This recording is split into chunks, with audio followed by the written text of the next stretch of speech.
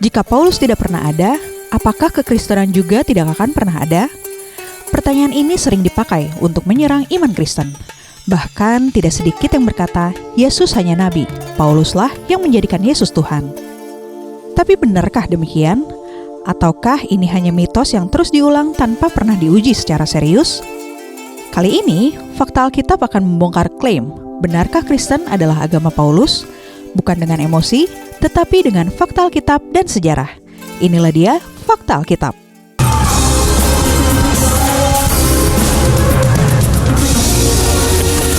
Anda butuh didoakan?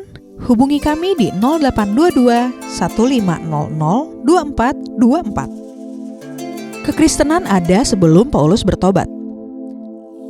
Pertama, mari luruskan satu hal penting. Kekristenan tidak dimulai oleh Paulus. Ketika Paulus masih bernama Saulus, ia justru adalah penganiaya orang Kristen. Artinya, gereja sudah ada, Injil sudah diberitakan, dan Yesus sudah disembah sebelum Paulus percaya. Bahkan jemaat pertama muncul di Yerusalem, dipimpin oleh para rasul yang hidup bersama Yesus jauh sebelum Paulus menulis satu surat pun. Jika Kristen adalah agama Paulus, mengapa Paulus justru mengejar dan membunuh pengikutnya? Ajaran tentang Yesus sebagai Tuhan berasal dari Injil, bukan Paulus. Banyak yang mengira bahwa doktrin keilahian Yesus berasal dari tulisan Paulus. Namun, Injil berkata sebaliknya.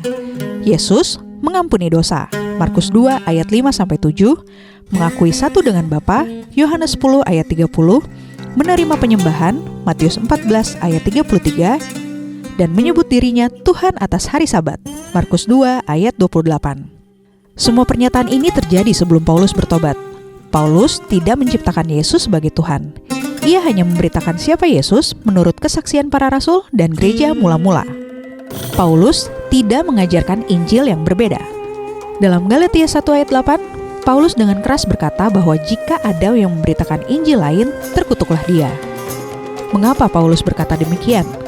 Karena ia tidak menganggap dirinya otoritas tertinggi, melainkan penjaga Injil yang sudah ada. Bahkan Paulus secara terbuka pergi ke Yerusalem untuk memastikan bahwa Injil yang ia beritakan sama dengan Injil para rasul. Galatia 2 ayat 1-2. Jika Paulus mengubah ajaran Yesus, ia pasti ditolak. Namun faktanya, ia diterima, diakui, dan diutus. Rasul-rasul lain mengakui Paulus. Salah satu bukti paling kuat datang dari Petrus. Dalam 2 Petrus 3 ayat 15-16, Petrus menyebut tulisan Paulus sebagai kitab suci, sejajar dengan tulisan-tulisan lainnya. Ini sangat penting. Jika Paulus adalah pembuat agama baru, maka Petrus tidak akan mengakuinya. Yakobus pun tidak akan mendukungnya, dan gereja Yerusalem akan menolaknya. Namun sejarah justru menunjukkan kesatuan ajaran, bukan konflik.